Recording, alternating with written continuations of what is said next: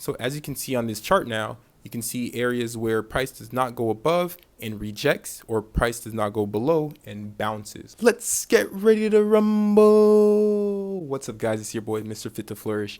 And today we're going to be talking about key levels in the markets. So key levels are levels that you need to identify on the charts in order to make sound decisions as it relates to support levels and resistance levels. So when it comes to the charts, what are key levels? So key levels can be things like support and resistance, previous highs or lows, monthly highs or lows, and key levels can also be moving averages. Key levels are hit multiple times on multiple time frames, as they're really indicative of what prices are too low, too high, or just the average. So a lot of investors make their decisions at these points. What is support and what is resistance?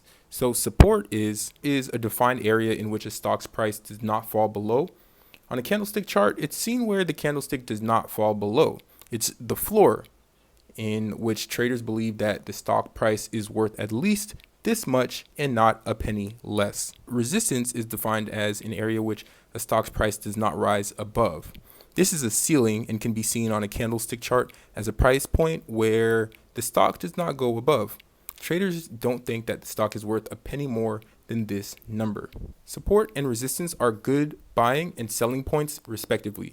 So they are not to be confused with a zone. Support and resistance are lines or defined points on a chart. So here is a depiction or an example of support and resistance. Once support or resistance is broken, we get what's called flip-flop support or resistance, also known as an SR flip for support to resistance flip, or an RS flip when a resistance area turns into support.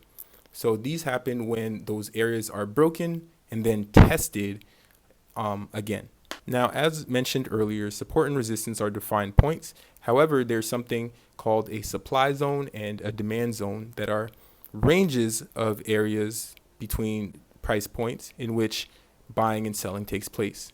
So, for instance, a supply zone is a general area on a chart where the stock price is considered high. You want to sell here, and it acts as a zone of resistance. It includes an area between 2 points. A demand zone is generally a low area on a chart where the stock price is considered low. You want to buy here, and it acts as a zone of support. It includes areas between 2 points. So here is an example of a supply and a demand zone. Also, when you're looking at charts, you need to remember the concept of wicks. So wicks can act as supply or demand zones as well. They're areas where price is pushed down or pushed up as it relates to top or bottom on a chart. So if there's a wick up top, then typically price is being pushed down, which means you have sellers stepping in. If you have wicks at the bottom, then price is being pushed up, meaning that you have buyers stepping in. Typically, these wicks act as supply and demand zones as well. Here is an example. Now, these concepts are all fine and dandy, but what does it look like on a chart? So here's an example of just a blank chart. And here is an example of the chart now with lines marked in. So as you can see on this chart now, you can see areas where price does not go above and rejects, or price does not go below and bounces. So you get bounces and you get rejects. And you could see that these lines are hit multiple times because it's areas where investors have to make a decision on whether or not they want to buy or sell. Now, moving on, we have these lines called moving averages. Now, if you think back to your days of statistics, you have these things called averages.